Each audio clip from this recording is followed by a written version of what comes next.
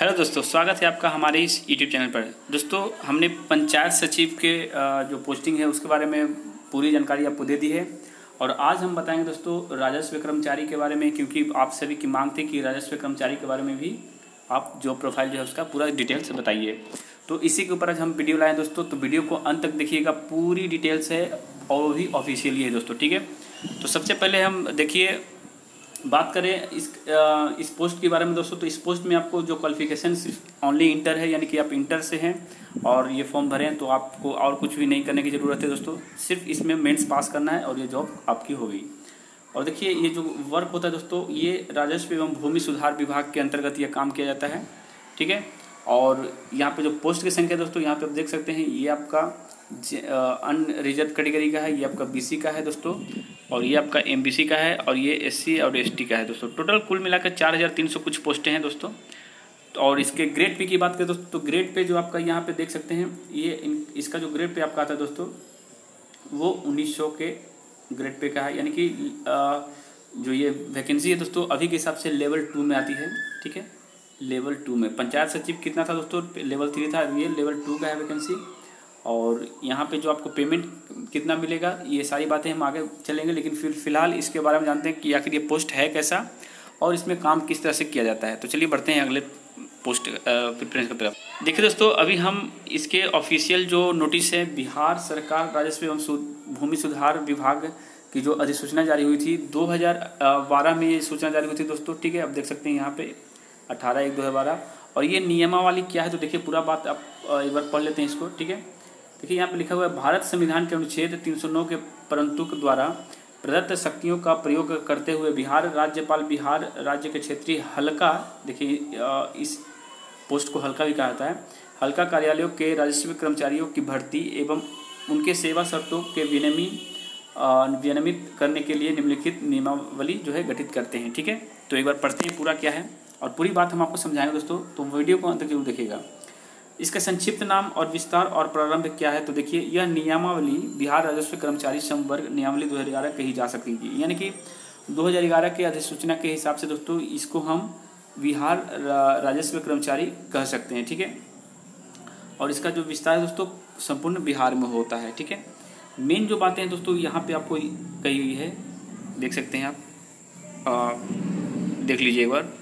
यहाँ पे देखिएगा कि ये जो पोस्ट है दोस्तों, ठीक है, ये विभाग से अभिप्रेत है और राजस्व एवं भूमि सुधार विभाग में ही आता है, ठीक है।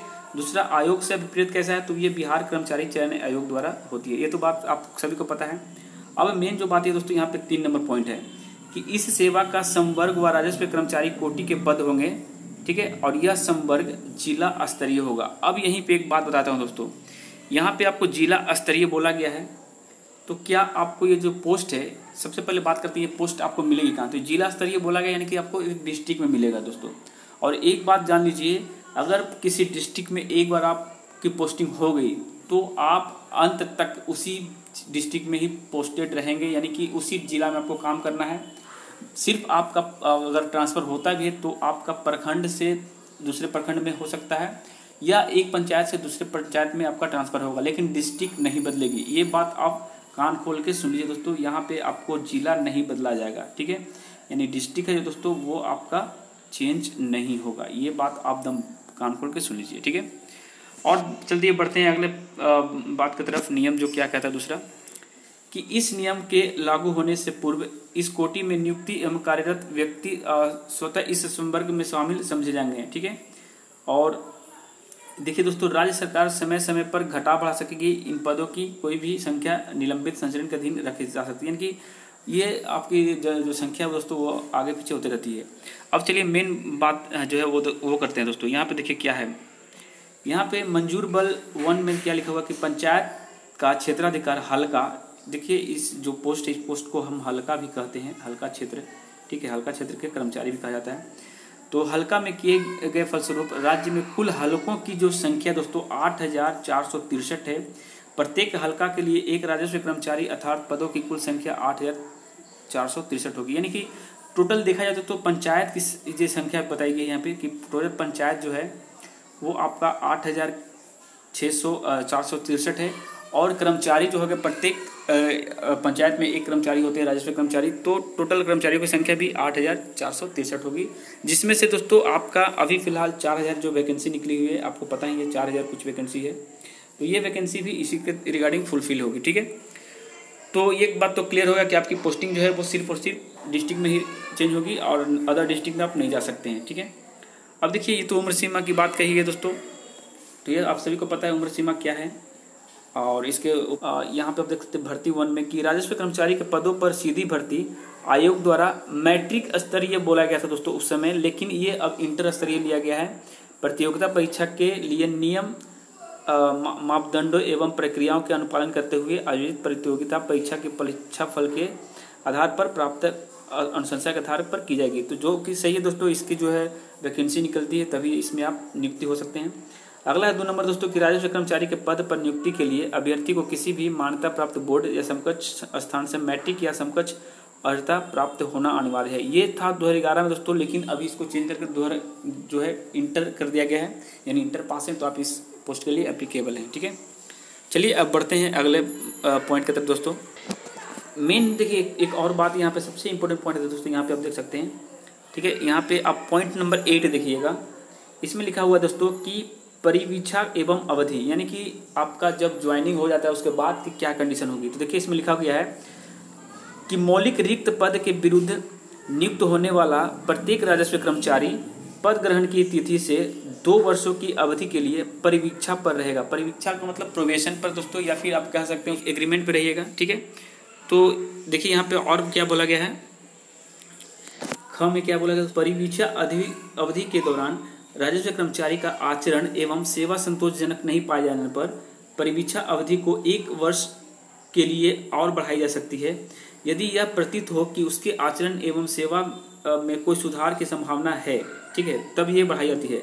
और बढ़ाई गई अवधि में भी यदि आचरण एवं सेवा असंतोषजनक पाई जाए तो उसकी सेवा समाप्त कर दी जाएगी। यानी कि इसका मतलब समझ सकते हैं दोस्तों कि अगर मान लीजिए इसमें आपको ज्वाइनिंग हो जाता है और ज्वाइनिंग के बाद आप कदाचार करते हैं, यानी कि सही से वर्क नहीं करते हैं, या वर्क के दौरान कोई आप भ्रमित काम करते हैं, या फिर घूस वगैरह लेते हैं, या फिर कोई साइड इनकम करने की कोशिश करते हैं दोस्तों, और आपके ऊपर अगर देखा जाता है कि आपकी आचरण ठीक नहीं है, कैरेक्टर ठीक नहीं, तो आपको वहाँ से बहिष्कार कर दिया जाएगा। 2 साल के बाद भी बहिष्कार कर दिया सकता है, या 3 साल के बाद भी दोस्तों। ठीक है, इस बात को आप ध्यानपूर्वक समझ लीजिएगा। तो जो भी ईमानदार हैं वही इसमें भर्ती करें। ठीक है, अब देखिए दोस्तों सबसे बड़ी बात और क्या है, यहाँ पे जो बात लिखी गई दोस्तों प्रशिक्षण, यानी कि 9 नंबर आप पॉइंट देख सकते हैं दोस्तों। यहाँ पे 9 नंबर में बोला गया है कि राजस्व कर्मचारी को प्रशिक्षण देने के संबंध में विभाग समय समय पर निर्णय लेने हेतु स्वतंत्र है।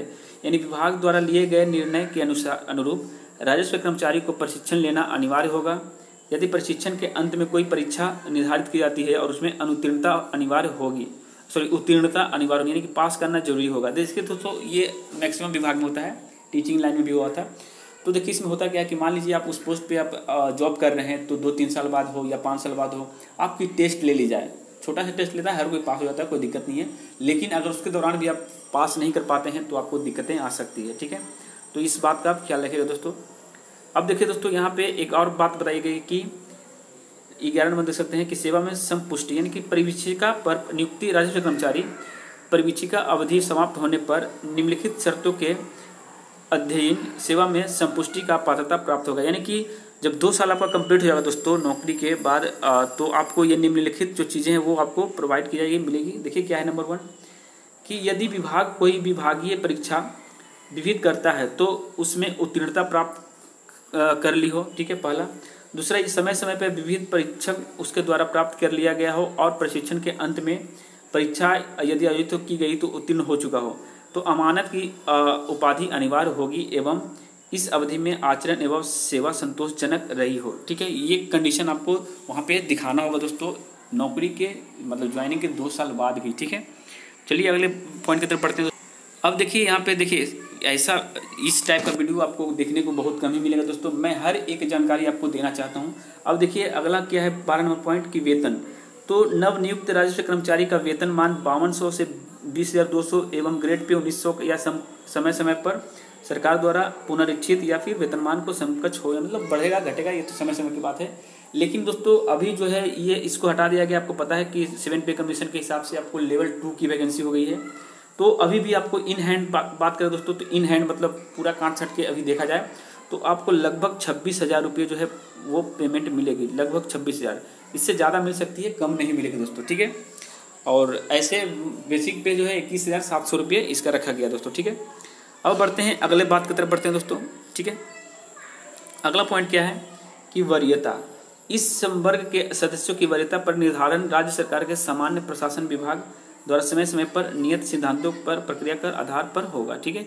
ये तो आपकी वरीयता है, आपकी जांच होती रहती है। एक तरह से बहुत बार केस होती है दोस्तों कि राजस्व कर्मचारी घूस लेते हुए पकड़े गए हैं या फिर सही से काम नहीं कर रहे हैं, तो इस तरह से आपको नहीं करना है, आपको अभी से ही ईमानदार बन के रहना है, ठीक है दोस्तों। चलिए अब बताते हैं आपको जॉब प्रोफाइल। देखिए दोस्तों, आपको ये जॉब तो आपको पंचायत लेवल पे करना है, ब्लॉक लेवल पे करना है, यानी कि ब्लॉक से पंचायत जा सकते हैं और ब्लॉक पंचायत से ब्लॉक आ सकते हैं दोस्तों, यानी मतलब आना जाना लगा रहेगा और उसी टाइप की ये वर्क है। अब देखिए इसमें नियुक्ति जो है दोस्तों, उसके बाद आपका ये प्रमोशन होता है या फिर नहीं, प्रमोशन की बात करें दोस्तों यहाँ पे, ठीक है। तो एक बार सभी को पता है कि प्रमोशन इसमें होता है, अच्छे लेवल तक की प्रमोशन इसमें दोस्तों। तो चलिए बात करते हैं क्या है प्रमोशन के बारे में।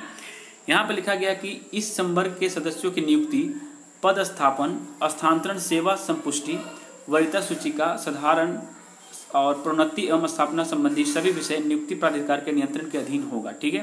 ये तो आप सभी को पता है दोस्तों। और इसमें होता किस तरह से है आपका प्रमोशन, तो बता देते हैं हम आपको दोस्तों। देखिए दोस्तों, इसमें जो है आपका बिहार जो बीपीएससी है, ठीक है, बीपीएससी जो है दोस्तों, वो आपको एक वैकेंसी निकालती है राजस्व अधिकारी की। ये आपका राजस्व कर्मचारी है, इसके बाद आप राजस्व अधिकारी के पोस्ट में जाएंगे, यानी कि जो राजस्व अधिकारी है दोस्तों, ठीक है, इसकी एक वैकेंसी निकलती है और वो वैकेंसी निकालते हैं बिहार बीपीएससी, ठीक है। और उसमें होता क्या है कि आपका 75% जो है दोस्तों पोस्ट वो डायरेक्ट बहाली के थ्रू होती है, और बाकी का 25% दोस्तों ये इंटर वाले जो हैं इनके लिए छोड़ दिया जाता है, यानी कि राजस्व कर्मचारी के लिए छोड़ा जाता है। तो अगर उस 25% में आप भी जाना चाहते हैं नौकरी के बाद, तो आपको ग्रेजुएशन लेवल का डिग्री होना अनिवार्य है, यानी कि ग्रेजुएशन या फिर उसके समकक्ष होना बहुत ज़्यादा जरूरी है, नहीं तो आपका प्रमोशन नहीं होगा दोस्तों, ठीक है। इसमें बहुत सारा ऊंचा तक प्रमोशन है, इसमें SDM और DM तक का प्रमोशन भी होता है दोस्तों, समय दर समय। तो इसके लिए आप एप्लीकेबल हो सकते हैं, लेकिन आपको फिलहाल राजस्व अधिकारी बनना है तो आप ग्रेजुएशन आपके हाथ में रहना जरूरी है। तो ये थी प्रमोशन की बात दोस्तों, और पेमेंट की भी बात मैंने आपसे कर दी, और आपकी मतलब मोटा मोटी सारी जानकारी मैंने इसमें देने की कोशिश की दोस्तों। अगर फिर भी कोई जानकारी आपसे छूट गई है तो उसके लिए मैं माफ़ी चाहता हूँ। और इसका जो PDF है दोस्तों, आप चाहते हैं कि इसको एक बार पढ़ लें तो इसका PDF आपको मिल जाएगा दोस्तों नीचे डिस्क्रिप्शन बॉक्स में, आप वहाँ से इसको डाउनलोड कर सकते हैं और इसको पढ़ सकते हैं। तो वीडियो कैसी लगी हमें ज़रूर बताइएगा। अगर अच्छी लगे दोस्तों तो एक बार लाइक करके जरूर जाइए, या मैं लाइक के लिए ही ये वीडियो बनाता हूँ, क्योंकि मुझे लाइक मिलने से बहुत अच्छा मोटिवेशन मिलता है दोस्तों। और इसी के साथ वक्तव्य समाप्त करते हैं। जय हिंद, जय भारत।